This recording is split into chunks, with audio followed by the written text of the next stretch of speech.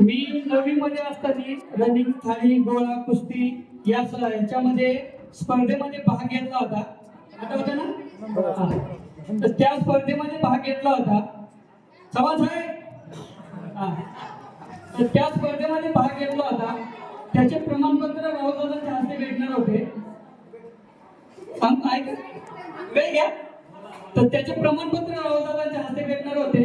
म्हणून माझी परिस्थिती तिथे त्यावेळेस काहीच नव्हती. माझे वडील दुसऱ्यांची इथं चालवणी होते. सर्वांना माहिती माझी परिस्थिती. तर त्यावेळेस मी 499 रुपयाचा कॅमेरा अनिकेत वालेंजीतून उधार घेतला होता 200 रुपये देऊन. तर त्या कॅमेऱ्यामध्ये मी शाळेमध्ये बरेचसे फोटो काढले. आणि एक छंद असतो ना आपला, जो जपायचा असतो तो ऑटोमॅटिक ते मला त्याच्यामध्ये जास्तच आवड निर्माण झाली. मी त्याच्यानंतर MIT कॉलेजमध्ये जॉबला लागलेलो होतो, फोटोग्राफर सुपरवायझर. पण जॉब हा काय डोक्यात घुसत नव्हता.